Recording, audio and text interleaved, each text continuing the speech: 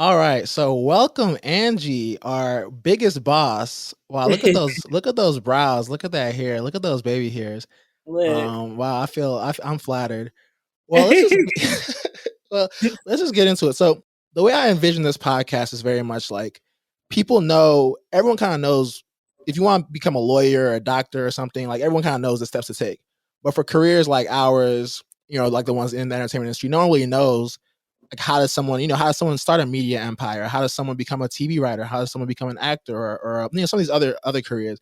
And so I'd love to like just know like because even I don't know as much how you started the Shade Room. This is one of the biggest platforms, maybe one of the biggest platforms of in just in the culture period. So how did you start that? It started as an accident. So I always say accident. People are like, why do you say it's an accident? Because that's exactly what happened. I was in accounting, working some like 15 an hour job, you know what I mean, as a bookkeeper, trying to become a CPA. And I got a script that went to Sundance. And so I was like, okay, once you get like a script to go to Sundance, you start believing in yourself on a whole nother level. So I was like, okay, but while I was at Sundance, I ended up losing my job because, I couldn't do both. It was tax season. So I went to Sundance, you know what I mean? And so my boss was like, look, I'm giving you an ultimatum. Either you come back now or, you quit, right? And there was no way I was giving up on my dream. So I ended up quitting. And so I was unemployed and I had no money coming in. I didn't know how I was going to pay my rent. My boss paid me late. So I was already in the negative. Well, how's a bookkeeper gonna pay somebody late? No, my boss paid me late. I was a bookkeeper. Oh, yeah, okay. So, because he would go spend the money on like women and all that. So by the time it was time to pay me, he wouldn't have the money. So I was already like in the negative, and I got a scholarship or a grant from Sundance to continue writing, and I was able to live off of that for a little bit. It was only $5,000, so that goes away That quick. goes well. You were in LA, right? So that goes very quick. Oh yeah, I was in LA. I was living in Hawthorne. Rent was $950 a month. So add that plus my car breaking down, plus all the entertainment. You know what I mean? Like that money was gone in 3 months. Let's just say that. So I was like, I need a new thing. I need something because screenwriting doesn't always pay, especially if you're doing like an indie film. So I wasn't making money off of that, and so I was like, I need to do something to make money. And in the process, all of my friends were like in grad school, law school, and all I would do was be on the media and telling them what was happening in the media, and they liked how I would do that. And so one of my best friends was like, "You need to start your own media company. Like since you're at home doing this all day, why don't you start a media company?" So I started it, and it was Wow, just like shout out that friend. Shout out that friend for real. That's that changed friend the world. Terry. Shout out to you, Okay. Terry. Oh, Yeah, wow. Okay. yeah, she was in Shout law out school. Terry. Like, girl, stop bothering me. Why don't you start a media company? But she was just joking. And so I was like, you know what? You're right. So I started it, but it was really supposed to be like a side hustle. I didn't think that was something I would do. I never wanted to do a media company. That was never anything that I ever wanted to do. So I was like, okay, let me just start this. And it was just an experiment. And so I remember the first day I came up with the name The Shade Room. Don't ask me how I came up with it. I don't remember. It was just a quick. You read my mind because that was the first thing I was to ask you. I didn't even put much thought into it. That's what I'm saying. That's why I said it was an accident. I was just like, it's gonna be called The Shade Room, It's crazy and because it's been mentioned so many times. Like 21 Savage mentioned it on Her Loss. Drake's mentioned it a couple times. Like, and it's this iconic what's her name. name? Summer Walker. I mean, it's been mentioned in every Broadway on Nicki Minaj. Like everybody mentions it in their songs and in their films and in their shows. Kevin Hart had the #1 shows on Netflix. It was mentioned 5 times. You know what I mean? Like it's and we don't pay for advertisement, so it's just natural. But the name is just something that people pick up and want to Yeah, it's a mention. brilliant Also, name. the Yeah, y'all cultural. don't pay. People pay y'all.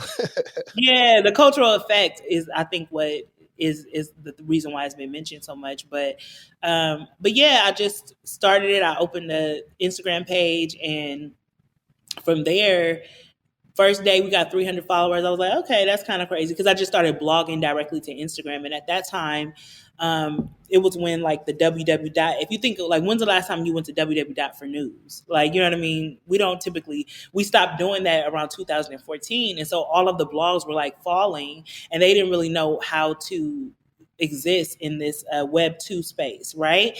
And so on accident, because I didn't know how to build a website, I was like, I'm going to blog on Instagram because that's what I knew at the time. And so I started blogging directly to Instagram. And at that time, it was like disrupting media in the sense that people weren't used to getting the articles straight in their feed. So it blew Right. up. It blew up really quickly. In the first week, it got 10,000 followers, and it just started growing and going viral. And it was just because it was it was a mix of the perfect timing, a good name, a good brand, and it just went crazy. And it was just you at first, right? It was, for the first 8 months, it was just me. Wow. And then, and then I also know it got taken down once, right? And you had to kind of rebuild from zero, right? Yeah, so once we hit 500,000 followers, Instagram took us down.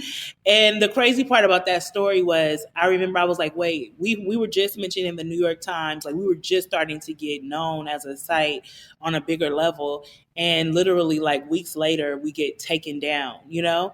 And everybody that knew me, all my friends were like, see, we told you. You know what I mean? Like, okay, like everybody was talking their mess on social media. CNN picked it up, BuzzFeed picked it up, because they were like, whoa, this site that just was starting to boom got taken down. And what they don't know, what happened was, that day I was like, I'm about to just quit, because I'm like, there's no way we built up the site to this and then it's over. But something in my spirit was like, start another page, you know, like, something. I just was like, keep going. So I started another page. And so while CNN is posting about it, BuzzFeed is posting about it, what they don't know is they're linking the new page. I mean, they knew, but they didn't know what this would do. They were linking the new page in their article, saying they had to start again from zero. You know what I'm saying? And like, it was Yeah. like a cautionary tale. Like, they weren't reporting it like, oh, what? They were reporting it like, see, this is why you don't start media sites on social media. But what they were doing was, people like ban things that are banned. So when people found out that it was True. banned, they were like, all the people who didn't know about the Shade Room were like, well, what's this? We gonna follow the Shade Room. They got banned on Instagram. Like, what's this? And so everybody started following, and literally in 6 months, we were able to build to 1 million, as it took us longer to build to 500,000 the first time. So it was quicker the second time around. That's Yeah. incredible. I feel like that's one theme I'm kind of seeing in just these conversations, like continuing, right? Like going through, like, Yes. you have these actors who, I talked to an actor who, he was in a movie, but he was driving for Uber, and somebody was like, "Yo, you weren't you in that movie?" Or like he was working in the movie theater while a movie that he was in the theater. They're like, "Yo, why are you working here?" And I think those bottom moments, like, how do you how did you find it within yourself to persevere, and then also two, like, we live in such a society where everyone's comparing each other. Like when your friends are doing their thing in law school and they're doing their thing in the corporate world, and you're like making this Instagram page, like how are you able to not let it go to your head? Like, man, like I'm just kind of, like they're up here and I'm down here. You know what? That was a big thing for me, because I did feel like a loser back then. When you start an Instagram page, it would notify all your friends. So Yeah. everybody that knew me knew I was doing it, but they saw me from the bottom. So they were like, "This girl is a loser. Like, she's on Instagram with this page where you don't even know who she is, blogging." And we're all like, I graduated from LMU. That was a prestigious private university. So my friends weren't just sitting around. They were like getting money and like, becoming successful. So it was embarrassing to me. But I think the thing that kept me was the vision. I had this vision. Once I started it and I saw that people were gravitating towards it, I just knew that it was going to be something big. And they were telling me, like, the followers were like, this is going to be big. Like, and so it was the vision that kept me going during the hard times. Cause I said, I know that there's something big that's going to happen in this. So I have to get through the embarrassment. I have to get through the shame that I felt, because I knew something bigger was on the horizon. And I think that that's what keeps people going. Because think about it, what else could keep you going? It's this vision that you have for your life and yourself, where you like, I know that something great is in my future, and I'm not going to let the current circumstances and the current embarrassment or the current fall be the thing that stops me from getting there. You know what I mean? So that's really what it was. Wow. Yeah, that's beautiful. I think that, I think especially now in the days of, I guess, Instagram, everyone kind of has this accelerated timeline. I mean, I'm guilty of it, where it's like, success needs to happen right now. And so like, it's incredible you were able to have a longer vision and like, okay, I might be doing this thing that's embarrassing to people right now, but it's going to kind of pay off. Yeah, and I want to talk about that too, because I was just on a podcast where I talk, and people were coming at me. They had different opinions, but I was saying that hustle is sometimes overrated and sometimes speed is overrated, right? And so people were like, "What? You got to hustle to get where you want to go." I didn't mean that you don't need to hustle, because everything, I'm very spiritual, right? So God loves people who work. You know what I'm saying? That's just what it is. Like Yeah. he doesn't he talks about laziness in the Bible and all that type of stuff. So you don't want to be lazy. You have to work. But I think that there is a certain level that you get to that is out of your control. For instance, if you look at the journey, I couldn't control who was going to pick up the shade room after it got deleted. I couldn't control that we were coming in at a time where it was disrupting an industry, because I didn't have that foresight. I didn't know that I was doing that. It was something that it was like destiny for me. You get what I'm saying? And Right. so there's a level of faith and destiny that operates when you're trying to do something that you can't control. It's timing, it's all of these things, right? And so you can hustle, but what I was saying was there's something outside of you that is bigger than you that has to partner with your hustle to get you to where you want to go. But I think that a lot of people they want to do things now. And what that can do is it can lead to burnout. It can lead to exhaustion. It can lead to you just giving up because things are not happening at a certain time. But you have to understand that timing is so important for our lives. Things happen at certain times for a reason. You get what I'm saying? And so and I read somewhere where I said some of the fastest growing businesses, right? The businesses that grow the fastest in revenue and people and employees are usually the ones that fail the first.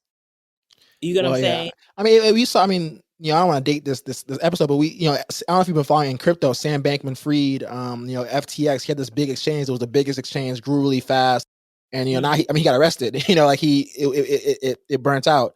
And I think that even like I could, even in my experience, like I got on Blackish super young. I was like 23, and I think sometimes you can get an opportunity before you're really ready for it, right? If you're like trying to rush and rush and rush, even sometimes like in Hollywood, people, when you're outside in the scene and you're meeting people, sometimes like, what, I should meet this person later. You know what I mean? Like instead of meeting this person now, maybe I should meet them when we're kind of more on equal footing, or not even equal footing, but like when it's more meaningful. Organic. Yeah, organic for sure. And so what about, just rewind like your childhood? Like, was there anything in your child, like, were you always business oriented, or like, was there something? Cause I know you grew up in LA. Like, was it something? Cause I think a lot of times, like, if you look at what someone's doing now, you can kind of see little seeds of it in their childhood. Oh, absolutely. So when I look back now, I'm like, oh yeah, you were definitely meant to be this way. You know what I mean? Because I always love to tell stories, but also I was always a business minded person, because I remember when I was younger, I used to sell candy. You know what I mean? Like I used to always, I made a business out of getting money from my family during like Christmas holidays and stuff like that. Like, you know what I mean? I was like, okay, I will rack up the money. You know what I mean? Like, I was always a person who would like make an enterprise out of anything. You know what I'm saying? And I started working from the time I was 14, even when I was not legally able to work. You know what I mean? And I was working all throughout that. And so I always was a person that was money minded, in the sense of like wanting to be independent, you know what I mean, in some way. And so whether it was selling candy, it was doing hair. I started doing hair when I was in college. I was doing everybody's hair. You know what I mean? Like, so I made a business out of that. Like, they would pay me $40. I remember I was like, I had to assess my business. Like, hold on, you doing how many hours for $40? But because I charged $40, everybody on campus would come to me to get their hair done. So I always, wherever I was, found a way to build some type of business. You know what I mean? So it was always in me. And what'd you study at LMU? I studied accounting, and I studied accounting for 3 years, and then I realized I was not going to graduate with accounting. You know what I mean? Because I just could not get past those classes. So I switched to human resources because it was the easiest degree to get in a year. So I switched, and then I ended up graduating with a human resource degree. And then once I graduated college, I wanted to go back to accounting, but accounting just wasn't for me.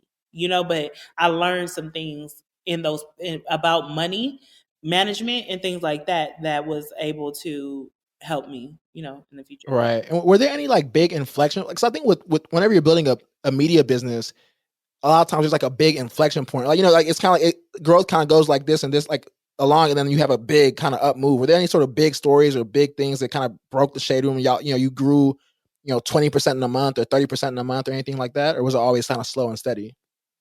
It was fast. In the beginning, it was all fast. You know what I mean? As far as the growth, but the business side was slow. So I didn't start monetizing the Shade Room until 8 months in. And that was because I was about to get evicted. So I had to figure out a way to monetize, you know? But as far as like the growth, it wasn't, everybody always says, well, what's the story? It wasn't a single story. If I look back, it wasn't a single story. It was the community that was being built that allowed it to go viral. Because even now, people don't necessarily come to the Shade Room for their our exclusives. You know what I'm saying? They come because of the community. They like they can see a story on 10 million sites 10 million times, but they're like, we want it on the Shade Room because of the community that was cultivated there and the comments and you know the comedy that came. The comments are amazing. Yeah. So actually, when you say an inflection point, I will say that this was the inflection point. It was when I used to have my voice on the Shade Room, so it would be a personal blog. You know what I mean? So I would be like, so they knew it was me because I would just be very personal. Like, I think this, I think that. And I remember the audience one time was like, we don't care what you think no more. Like, you know, we don't care about your opinions. Like they didn't like me inserting my opinion in the stories. So they were like, we just want to talk. And I remember I was like, okay, I took that and I listened to my audience and I took my voice off and I just made it like moderator. You know what I mean? It became unbiased. It was just like, this is what happened. This is what happened. What y'all think? And that was the inflection point. That was when things went really crazy because the community was like, yeah, we want a site where the voice and the opinions come from us, not you. You know what I mean? And so that was something that they were like, okay, we love it. And so that's when this community started to build. I named them the roommates because Rihanna, I remember at the time Rihanna had Re-Navy. And I was like, oh, why can't a media site have their own Navy? You know what I mean? Like, and once you name your community, it just empowers them in such a way where they connect with each other. And so that's what we did. And that took it to the next level for sure. Yeah. Wow, that's incredible. So, what was it like? Over the past, I mean, it's grown so much. Even in the past, I want to say 5 years. Like the pandemic was a really, it boomed. That was Like, that was one of our biggest years, the pandemic. yeah, I feel like everyone was inside. Like, what's it been like? First of all, from the business side, from the other things that it's invited, like scrutiny or people criticizing you and things like that. Like, how's it been managing? And also being a woman at that. Like, obviously, men and women are equal, but it's rarer to have a woman who's a leader of a media company. If you look at any of the really big media companies, they just tend to be kind of male dominated. So, what's it been like shepherding through this period of growth? Yeah, it's been hard. I mean, not even just being a woman, but being a Black woman, right? So I think that you'll see a lot of sites that do similar things than what we do. But because I'm a woman, the way that I'm viewed is very different. You know what I'm saying? Like if you'll see a man run a site like TMZ or, or whatever site, and they don't get as much scrutiny because they're men. You know what I'm saying? I don't know how to explain it. With me, it becomes personal. It's like, oh, she's messy. She has a personal vendetta against me. She's a woman. You know what I'm saying? Whereas with men, they look at it as, oh, that's a business. They're just in this business and this is what they do. This is media. You know what I mean? And so I feel like with me, I've had that challenge of even being respected in rooms because of being a woman. I've sometimes had to take men with me to these meetings because they're like, they got to hear me say something 10 times before they believe me. You know what I mean? But if I'm with a man and he says it, they're like, okay, we got it. You know what I mean? That's And so messed up. sometimes, yeah, it's messed up, but it is what it is. But I do feel like that is something that I have to deal with. But the scrutiny is another thing. I think that again, like there will be stories that we post that if TMZ posted it or some another site posted it, it's kind of respected as just this is the news. But if we do it, it's bigger. And I think why is because I'm a Black woman, they have a bigger expectation on me than they would a white man in media. Yeah, that is very. I mean, that's true. I mean, people do criticize. If I think about like Adam 22 or like Vlad TV, people criticize them, but not in the same sort of way. That I think that the Shade Room gets. Like the angle of critique feels like a different sort of just different. Also, I don't support sexism, but if you need, I'm a tall man, so if you need somebody to say something, I'll drop my bass. I'll come to these meetings. I'll stand up. I'll slam the table. Yeah, I think the difference that you're seeing is that Adam 22 will get critiqued, but they'll also have the respect in the industry in the sense that it's like, they're not belittled they're not trivialized in such a way where they are just messy. You know what I mean? You know what I'm saying? Like it's more so like, okay, they're running a business, but these are the critiques of their business. You know what I mean? Yeah, It's that's just true. different.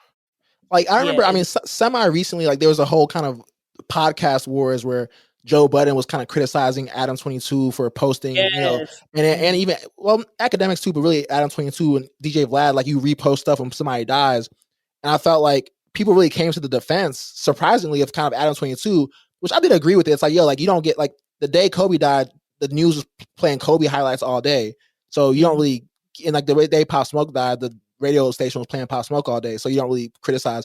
But I felt like, oh, people were really kind of getting, maybe people just don't like Joe Budden, but people were really siding with these people who you would have been surprised that they would side with. Where I don't know that if it was the Shade Room, I don't know that the Shade Room would get that same sort of defense. Partially because they were able to see the business side of it. They're like, it's a business, and he died, and this is what they do. You know what I mean? So they were able to defend the business professionalism of his business, whereas I think for us, they trivialize it to the point where they don't see the business side of it. You know what I mean? Well, and they just see it personally. How does that, like the criticism? I mean, not that you get a lot. I mean, I think you get a lot of praise too. So sometimes it's easy to focus on the criticism, but like you personally. But how do you deal with people attacking you? Because on the one hand, the internet's like, okay, just log off, but it can get when people are making comments about just really personal comments. How do you deal with that? Well, you got to understand, because at first it used to really get to me, right? But then I think that you have to understand why it gets to you. You know what I mean? Because when people say things about you and it gets to you, there's something in you that kind of agrees. That's what I would say. Wow, that's very deep. That's so true. I think you're right, because I think that like if someone made a comment, like if I went and I called. That's gonna make me look whatever. If I went and called Michael B. Jordan ugly, he'd be like, he'd be like, yo, I'm not ugly. Like I don't. But if I said he's a bad actor or something, then he might be like, whoa, hold on. I'm not saying he's a bad actor, but I think the people say that. Some people say that online. So I think the more you believe something, the more it does get to you. That is true. Exactly. So I had to dig deep and say, well, why does it get to you? Do you feel like a part of what they're saying is true?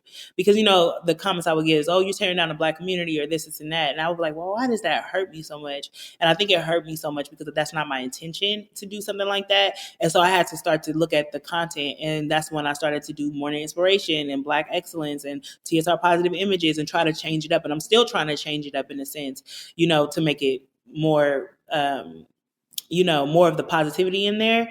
But I think that it got to me at first because I had to really look at the brand and say, well, what is it? Why are they saying this? And what can I do to elevate the brand in that area? So I take the criticism.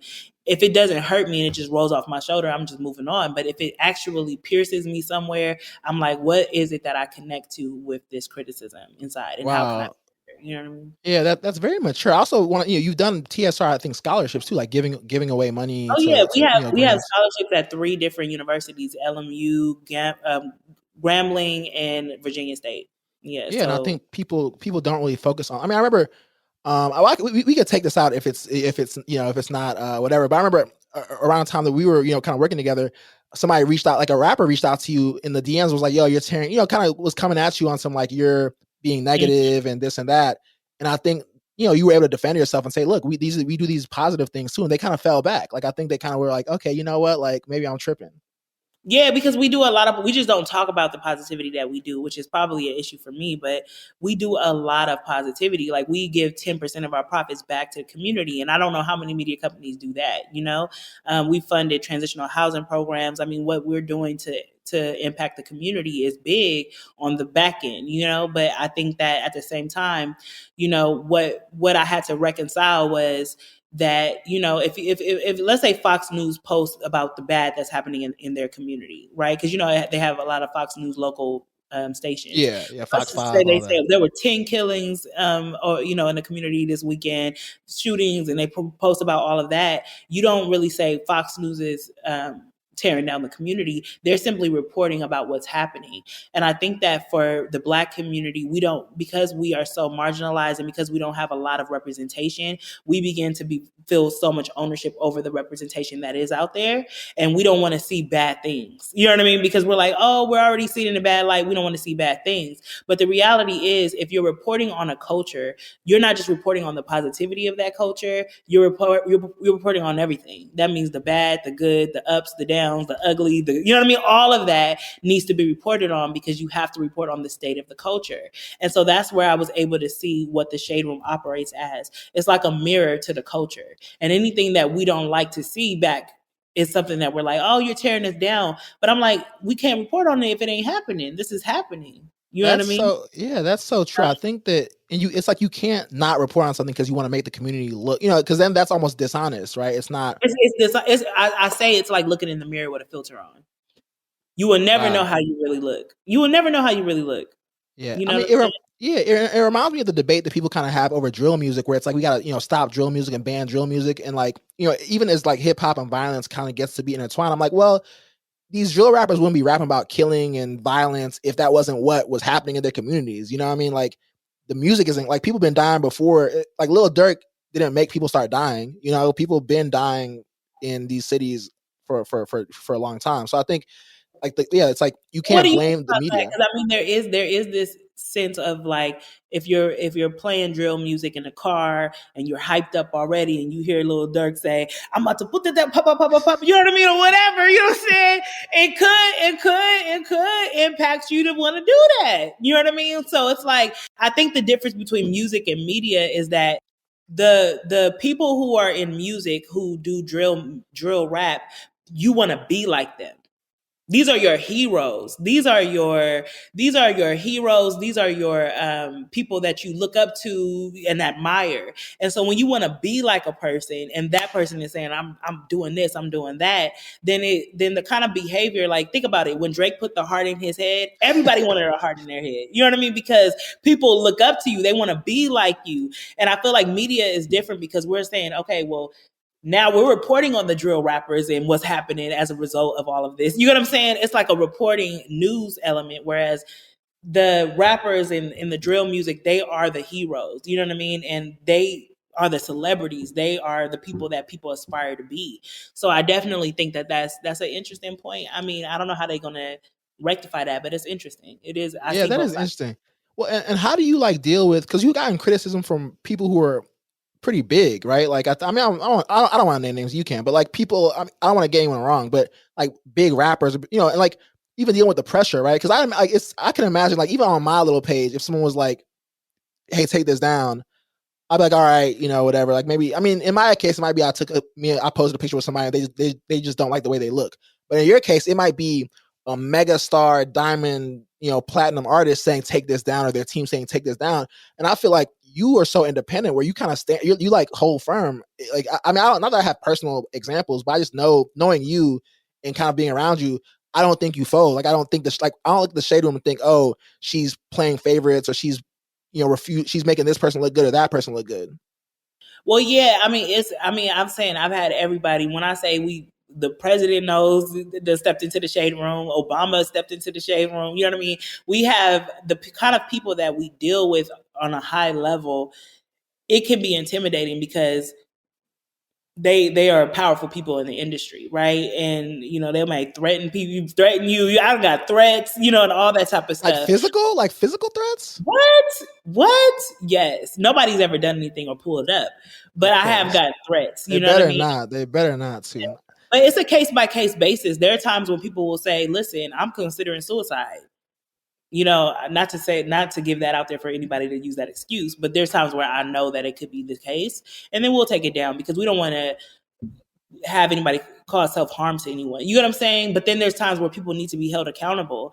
I mean, I think that's what the media does. It holds people accountable. You know what I mean? These are people with huge platforms. And if you're doing something that is public, because we're not going cracking into your emails or doing anything like that. We don't do that. But right. If you're publicly doing something, if you are married and you're publicly cheating on your wife, or you're publicly scamming, or you're public, you know what I mean? We're going to post about it. Yeah, I swear I had a friend, I won't say who, I had a friend reach out to me and be like, yo, because they knew, don't know I know you. And they were like, it was a personality who was on a trip with a woman. And they go, can you get the Shade Room to take this down? And I looked at it, I'm like, bro, it's already up on every website. Like, what am I going to do? I'm going to text Angie and be like, hey, can you take this down? It's on every site. Like, yeah.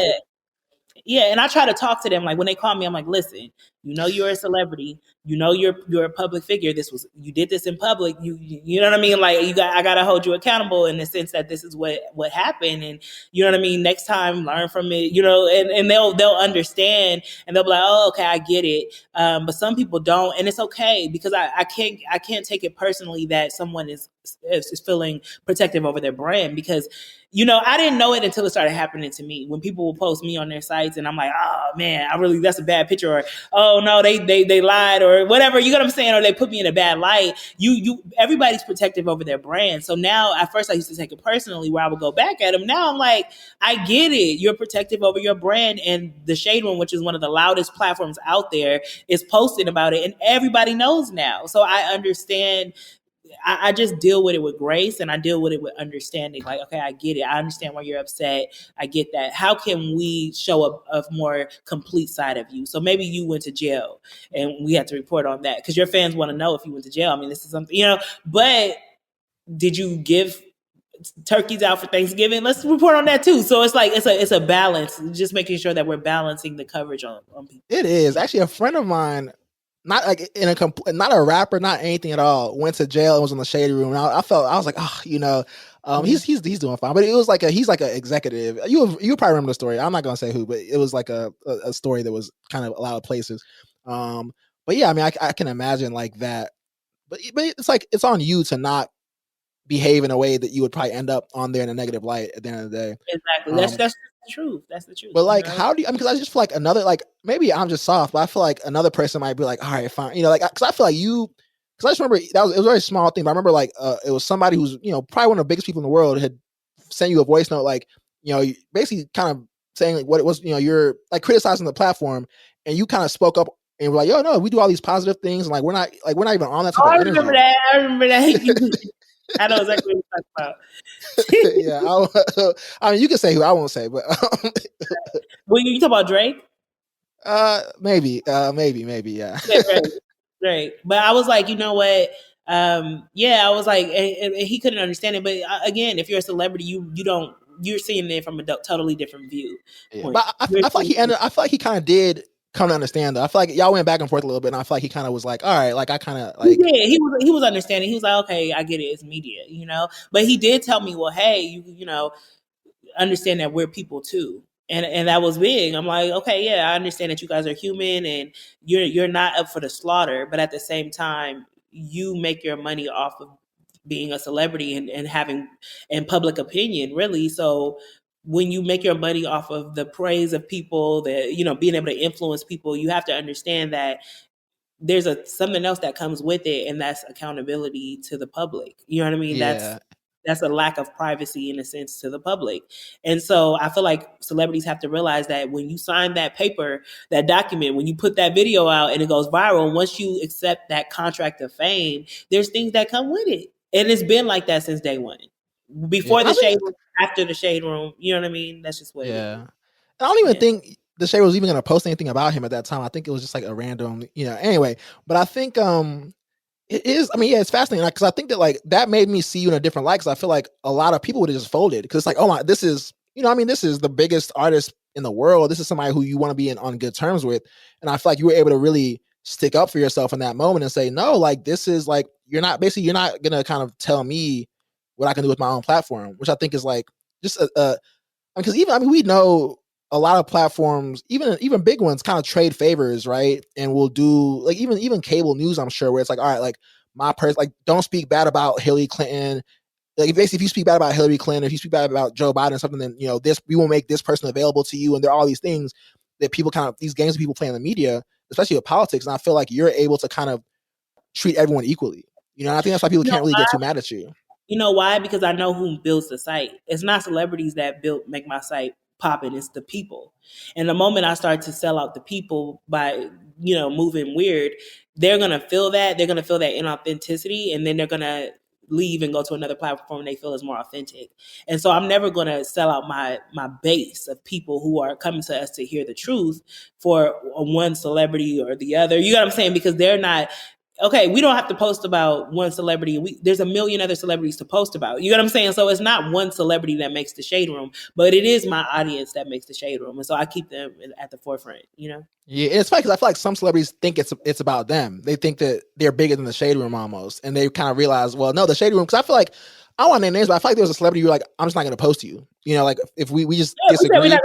yeah, she was one of the biggest rappers out, and she was like, you know, and we were like, I'm not gonna post you. Then she came back and said, okay, I want to be posted again. Then we posted her again, and she got mad, and we were like, oh, I'm not gonna post you again. Guess what? That year we were number one social cross-platform brand. We don't have to post. That was Cardi, right? Or That was was it? Cardi, yeah. We Okay. don't have, you know, and I told her that we had a conversation. I'm like, Cardi, we don't have to post you. She's like, oh, okay, I don't need y'all. Cool. We don't need you. You don't need me. I don't need you. You know what I mean? At the end of the day, I can post. There's tons of I can post Lotto, Nicki. You know what I mean? All the other rappers. You have to understand when it comes to media, we have a certain power. We are informing our audience about what's hot. You get what I'm saying? So we can switch the topic in 2 seconds and talk about other people. We always are going to have celebrities that can do that. Whereas the celebrity needs media, because if they're not reported in media, then all of our audiences are going to the next person. Yeah. You know what I'm Yeah. saying? People forget about them. There's a certain power that Yeah. media has that the celebrity relies. They don't understand that their career relies on media.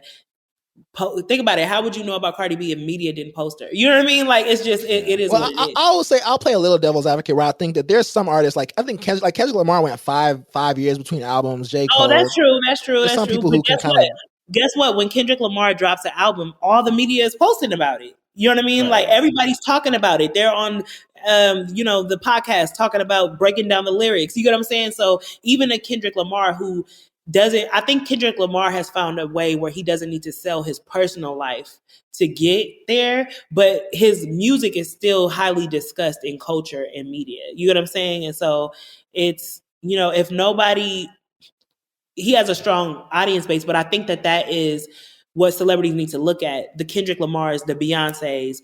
These are people who don't have to sell their private life, who don't have to be, you don't need to know who they're dating. You don't need to know where they went last night, but their Right. music and their talent speaks for itself. So now all we do when we talk about Beyonce and all we do when we talk about Kendrick Lamar is their music, is their talent, is their business, because that's all they give us. You know what I'm saying? And so there is a way to navigate media where you are putting your talents in the forefront. It's happened before, it can happen again. But I think that some celebrities utilize their personality, their personal life to get more acknowledgement on their talent. You know what I mean? And when you go that way, you're selling yourself, and it's gonna be sold. That's just Yeah. it. It's gonna be sold. Is there like is there some, because you all have interviewed Biden. Yeah. I think y'all interviewed Fauci too, right? We interviewed Fauci, Biden, Kamala Harris twice, Stacey Abrams. I mean, every political figure you can imagine. Maxine Waters has stepped into the shade room. But on the other end, big, huge celebrities have stepped into the shade room and talked about it. So it's all over. So It's all is over again. there like, I mean, it's hard to, is there a dream interview, like a dream person who you're like, all right, we haven't gotten this person, but this is the person I would, if they asked me to take something down, I would take it down. Like somebody like that. Drake. No, we wouldn't take it down. See, that's the thing. We're not gonna take nothing down, but Drake will be a dream interview for sure. He would be. Yeah, he's a great interviewer. Like he's very well spoken, very thoughtful. Yes. And I he want to doesn't interview do. Drake because I feel like Drake is an anomaly.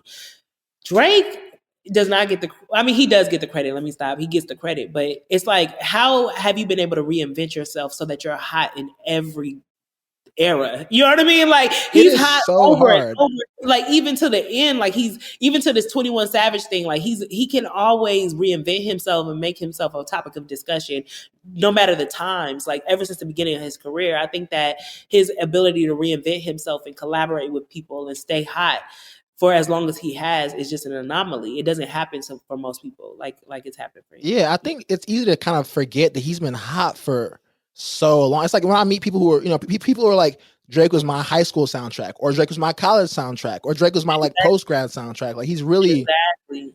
it's like he's made time markers for like a lot of people like relate certain moments to, and I think it's what funny when people are like, oh, I miss the old Drake. It's like, you don't really miss the old Drake. You just know that like when that album came out, you were dating that girl and you listened to Yeah. that song when you were on the, you were walking to her dorm and you listened to, from Time, and that was your soundtrack, or you were listening to, you know, The Ride or whatever. So I think yeah, he needs to step in the shade room. He needs to step into this podcast and also the shade room. Right, I think, right. but that also, I mean, I think that's a funny answer because it makes it even more impressive that when he kind of was like, hey, like, what's going on with you were like, hey, like, I know you're Drake, but I'm Angie. Yeah, no, but honestly, he was real cool about it. At the end, he was like, "Okay, well, let's do something positive together." You know, like he's one of the most sensible people, you know, as far as what that I've dealt with in this industry. A lot of them Oh are yeah, crazy. yeah. He's very sensible. I always say I feel like he's very sensible. He's very good at being a celebrity, and I feel like what I mean by that is like there's certain people who step out of their character, and I feel like that's one good thing. Like you never really step out of your character. I remember, I think earlier this year you did get into it with somebody. I can't remember who it I did. was. It was Cardi. Oh, That's yeah, the only time I said, "Look, hey, I stepped out of my character." And I remember I was like, "Why did I do that?" Like yeah. I was like, and I used the business page to do it, but I think I was just tired. But at the end of the day, I'm like, yeah, you never step out of character, and that's the thing. Like Drake, when everybody was doing those memes, like 21, can you do something for me? He didn't respond when he did the Meg lyrics. He didn't respond. Like it's like. Yeah. I don't even control, but I never understand like certain rappers. I don't even, I guess I should be honest. Like I like these people. I'm not like hating, but like Wale, Meek, Nicki, even Cardi, where it's like, yo, if I was worth millions and millions of dollars and somebody was talking trash about me on the internet, I'll just sit in my mansion and be like, why do I care? And like maybe I'm just not there yet. I used to say that too, but you got to understand, people are human. And again, remember what we said, when you feel, when you feel the need to respond, it's because something resonates in you that is true what is being said. And then you also have to think about it like this. You say, I will be in my mansion with my millions. Sometimes what's being said about you can destroy your millions. It can destroy your platform. So these people Okay. are like, oh my God, am I going to lose everything because everybody hates me online right now? You know what I'm saying? So I feel like what Drake, that's why I have so much respect for Drake and like the Beyoncés of this And even industry. Jay-Z too. Jay-Z doesn't And really. yeah, I have so much respect for them because it takes a lot of discipline and a lot of self-awareness to be able to not respond when your character is being attacked or assassinated, when you are being, you know what I mean, your brand, when, you know, Yeah. it feels like things are shaky. I feel like they have been in the industry so long that they're able to see that it's just talk. You know what I mean? Yeah, And so once you get to that level, it is, and I think also like, when you respond, you just give fire to it. Like if somebody started a headline, they said, let's say somebody said Angie strangles puppies. Like if you come out and say I don't strangle puppies, that's gonna make the story, like the news cycle longer, because it's gonna be like, oh, like because now somebody. everybody has to report that you said, you know what I mean? So now you Yeah, just created so a whole news cycle. Like, just be quiet. yeah, so I'll be like, when I see certain people, especially like, and I love, I'm not hating on these people, like the Wale a little bit, Meek, Nicki, even Cardi, where it's like, just be like Drake. Just Drake don't say anything about anything really. Like people, you know, I thought Her Loss was fire, and people were talking about, you know, hating on. I mean, people love the album and the replays were crazy, but I think some people were like seizing on a couple lines, or he said he dissed Serena Williams' wife, or why is he picking on Drum, and he ain't come out and put no notes app or nothing. Like it was like, yo, I'm in Turks and Caicos. Like I'm just living my But life. So Drake had a moment before too when because nobody's perfect, when he had a moment when he was going back with Meek Mill. Remember, he put that note out and it just made it even worse. You know what I'm saying? Like, yeah. He's remember, had a like, couple. I Yeah, feel like he learned from his mistakes and was like, all right. he had, and also remember, I mean, this is a little different because it was like about some like Toronto street politics, but like he had this song War, and he put a note, like a Instagram note, basically being like, yo, because I think people in Toronto, like I've hung out with, like, there's like weird Toronto street politics that we're not aware of. But he has addressed things a couple times, but for the most part, he's just real. Like, he had this thing that he talked about. I don't think it's his idea, but the 72-hour rule, where it's like, all right, you sleep on it the first night, you're mad. You sleep on it the second night, you're less mad. The third night, you probably forgotten about it. Yeah, But yeah, I that's how guess. sleep Yeah, on it for I mean, 7. You'll see the news cycle pick up something else. You know what I yeah, mean? yeah. I try to, like, even in my personal life, I try and fail sometimes to do that. All right, so what? Oh, you know, this is actually a stealth dating podcast. Like, this is my, like, it's really a podcast about media and all that stuff. But I like to always talk about dating, because I feel like for Black Twitter, for Black social media, dating just, like, if you're about, like, people every month split the rent. What's up? Oh, $200 dates. Like every month, there's always people will be. I don't know why. And I think if you think about like dating shows, I think The Bachelor is probably still going on. Love Island, you know, Love Is Blind. Like we, for whatever reason, and it's not just the Black community, obviously, because white people watch those shows too. But we love dating. So what's your dating life these days? You know what? It's so funny that you asked me that because look, my dating life is in shambles.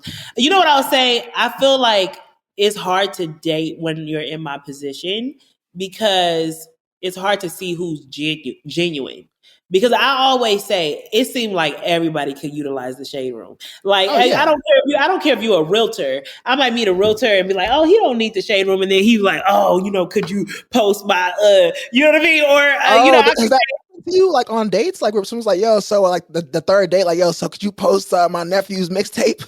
listen, what I was talking to my homeboy the other day, and he told me something really, really key. He said, Angelica, I feel like you're a catch. He said, but you're also a target.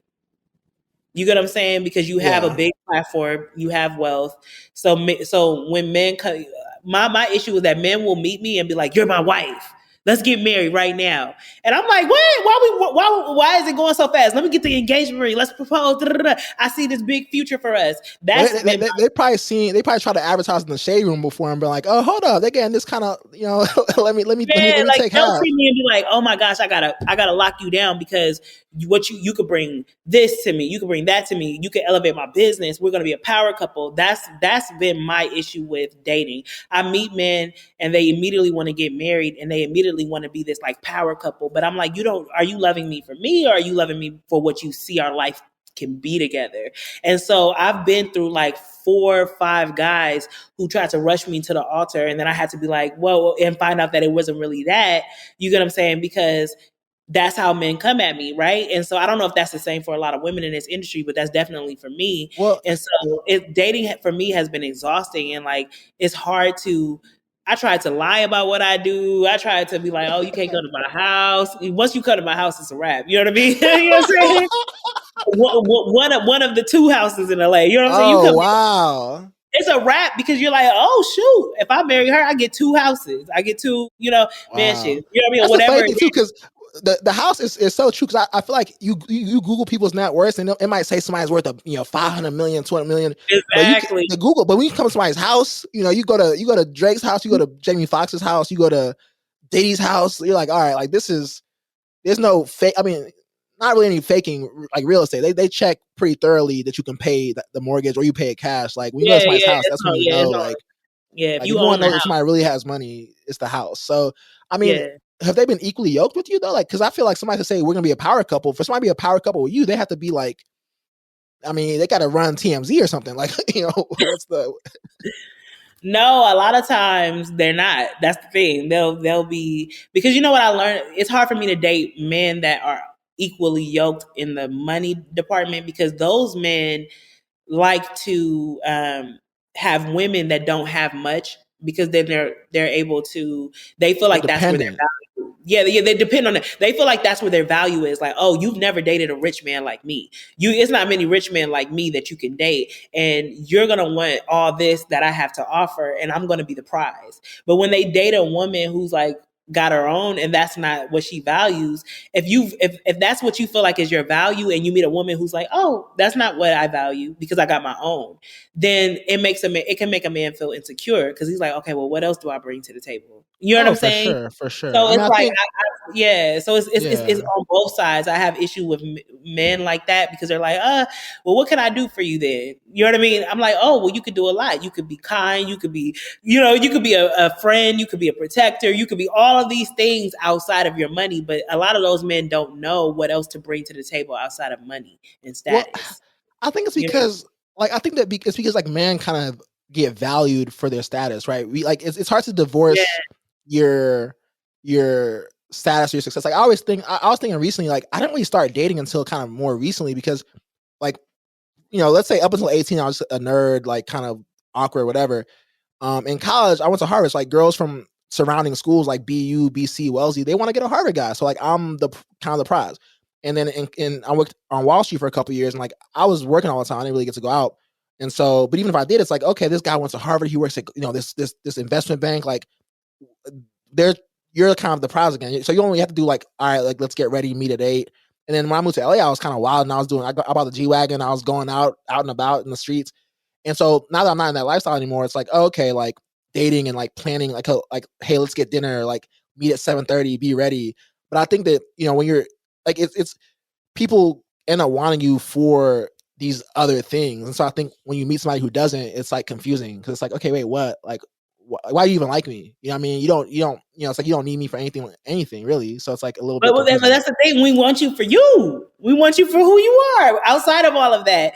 You know what I mean? And I think that but men connect love and women to money. So they're like, okay, well, I got to show her, they like when they can show you something new or they can bring you to their house and you're like, wow, okay. You know what I mean? Yeah. And then they say that they want, and then they have those bad experiences and they're like, oh, I want a woman who got it on her own. And then they get in those relationships and they're like, oh my God, they start to feel so insecure. And so I think the thing is, a woman who got it on her own, like a woman who doesn't really have it, there's only but so much she can really say to you. You know what I mean? But a woman who got it on her own, like she can speak her mind. She could say like, because what's the worst? Like, oh, like it's not like if y'all break up, she's not gonna eat. She's not gonna have a place to she gonna still be good. She gonna still be good, especially if she has more than you. Oh, now that's when they really go crazy. You know what I mean? So I think No, but for me, I've seen the issue with men that are not on the same status. Now you wondering on my end, like, are you using me? Are you here for the right reasons? You know what I mean? I don't really care about that. You got to be of a certain status in the sense that you have to have a certain amount of income for me to even talk to you, because at the end of the day, what would I'm not going to be just paying for everything. You know what I'm saying? Like, so you're not a trick. You're not about to be out here. I'm not a trick. Yeah. So there's a level that you have to be at, but do I need you to be in the top 1.5%? You know what I mean? Like, no, but you know what I mean? I don't need you to be rich. I don't need you to have all this and all that. And those type of men also want their way with women. They're like, okay, and that's why they need women with less, because they're like, I want to have 10 of y'all. You know what I mean? And you know what I mean? And it's like, okay, well, if you have your own, you're like, well, why would I need to be in your rotation of 10? You know what I mean? Like, there's nothing that. Well, like, that's true. And I also think too, I think like success kind of begets success, right? So people who are successful have probably been successful for a while. And so I think it's been a long time since, like, I remember it was funny. It was a friend of mine. I remember one time I was like, yo, I want somebody who wants me for me. This is like maybe years ago. And my friend was like, it's too late for that. Like, basically you've already kind of checked certain boxes where it's like you went to this school, you worked these jobs, like no one is going to kind of want you for you, which is kind of, I mean, I don't think that's the case really, but it's like I think that if somebody's kind of been successful for a while, it's hard for them to divorce love from like interest in them from. It's the same way that you're like, yo, does this person want me for me or they want me for for this? Well, so now what do you do with the women? What do you do? Because I know you met some women that really loved you for you, because you've been through ups and downs.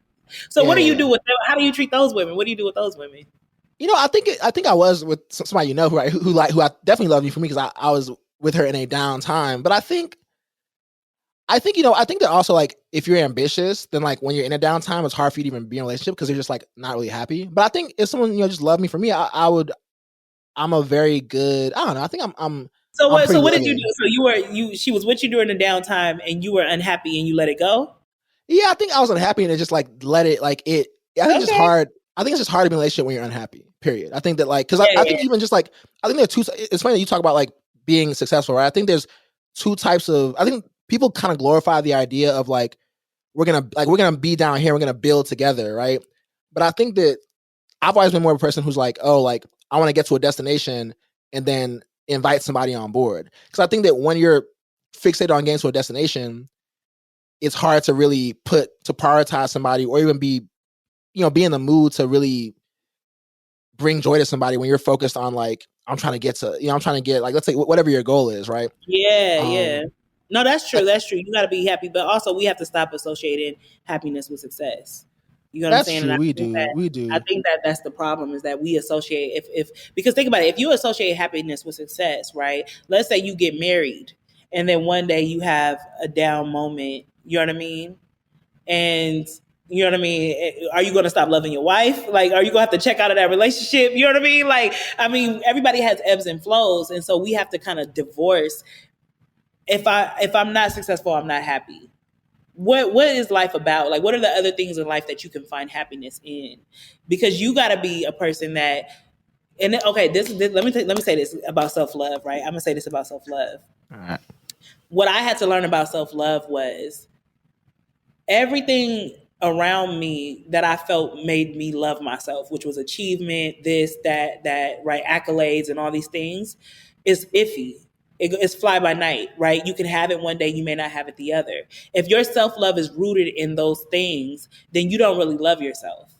Your self-love has to be rooted in you, because even when you're down, you know that you have the qualities of a person that can get up again.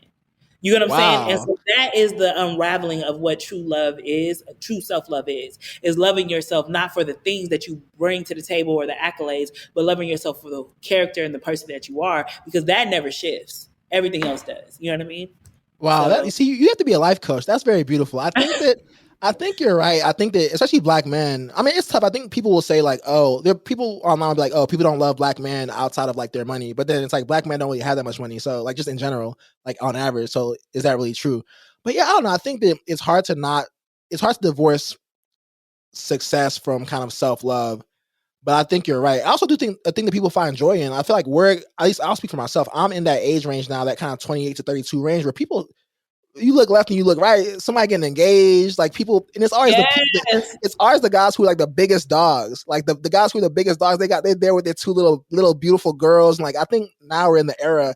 Like I've been saying to a lot of my guests, like it felt like overnight having hoes became uncool. Like it became very like I feel like you hit a certain age and it's kind of like cringe. You know, I feel like people are really finding love and like find. I mean, you don't know, like people obviously people promote the cute pictures on Instagram. You don't know what's going on behind the scenes. But I've definitely been noticing. I don't know if it's the black community, if it's just an age thing, but people are definitely kind of stepping into there's like a vibe shift where relationships. I think it's the age. I think you're getting to an age where men are older now, and they're like, maybe it might be time to settle down. I think it's Yeah, the it's really funny because I feel like it feels like because it happens to women. We get to a certain age, and we're like, whoa, everybody getting married, everybody getting popping up married now. All of a sudden, you like, dang, am I last? Am I the last bride standing? Like, why is popping up. everybody getting married? Well, it also feels like they had a secret meeting. Like I don't know if about you, but it feels like where was Yeah. I? Like did y'all just all meet like out back and say, all right, yo, we all about to get in relationships now, you know? And that's when you start to feel the pressure. And you're like, oh man, I'm the last one in these single streets. Like, how Oh do I? my You know, goodness. it's just Yeah, I think it's the time frame, that age. it is. Well, anyway, I don't want to take up too much of your time. I think yeah, it's been some really good insight. I mean, what's like I guess what's been a moment just as we wrap up, like a pinch me moment where you're like, wow, I can't really believe like this is happening. Was it, buying your first house, your second house in LA? Was it? Yeah, because I grew up in foster care, so I never really thought that I would ever have a house. You know what I mean? Like I was used to like moving from home to home, and having a house was very symbolic for me. So the moment I was able to, I'm 3 houses later. You know what I'm saying? But the moment I was able to buy a house was big for me, because I was like, wow, I can actually afford to have a dwelling place that I own. You know what I mean? So that was a big moment. Another moment was Obama and the president stepping in, because I felt like the shade room gets kind of like trivialized in a lot of ways, but it's like, yo, we have the 46th president stepping into the shade room. You know what I mean? And you know what I mean? And doing interviews twice. You know what I mean? And we have Yeah. Obama stepping in. And so that was big for me too. Yeah, I feel like the shade room took a deliberate sort of turn over the past like 2 years towards like news, like Yeah, actual, like Fauci, yeah, Kamala, yeah. Biden. Although I remember you all. I feel like would you ever interview Trump or no? Not you personally, I but on the shade would. room. Trump said, I would interview Trump. I would interview Kanye West. I would interview everybody. I just want to hear what they got to say. I remember we interviewed 6ix9ine, and everybody was like, why did you interview 6ix9ine? Because everybody has a story. I want to hear. You know what I mean? Like, you don't become Trump. You don't become Kanye West without a story. You know what I mean? So I would interview anybody, honestly. Yeah. Yeah, I love that. I love that. Was there Yeah. any parting advice, any parting things you want to leave the people with? I would leave the people with this. I want people to see the bigger part of life. You know what I mean? Because I feel like sometimes we're so focused on success, and yes, we all want that. But I just want people to understand that we weren't put on this earth to just chase status. We were put on this earth to chase purpose. You know what I'm saying? And I feel like people have to understand that purpose unveils itself when it unveils itself. You don't have to don't think that life is just about success, because what's going to happen is you're going to get the success and then be depressed. You know what I Yeah, mean? that's real. Because you're going to see that it doesn't fulfill you. What fulfills us is purpose. And And so there's that's always more too. And there's always it's more with success. insatiable. It's like I need more and more. And even like I think I fall. I mean, I'll let you go in a second, but I think I fall into this trap sometimes where like I think that I always joke that I think that the City Girls gave birth to Kevin Samuels. Rest in peace. Because I feel like the City Girls are talking about, yo, like you better swipe me a Visa, like you gotta buy a Birkin. And, you know, broke niggas don't deserve no pussy. And I think that Kevin Samuels was like, yo, hold up. It's also funny that you say I've been through ups and downs. So I feel like when I was up, I hear that, I'm like, yeah.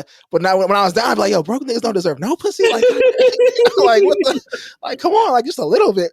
But I think that I think that like as Black men, it's very easy in this age of Instagram to kind of think that like you gotta have, you know, you gotta be Drake, you gotta like be you know, you gotta be behind the Birkin, you gotta be swiping. But first of all, like it's only like a very small number of dudes who do that, and it's the same about 30 girls who get that type of treatment.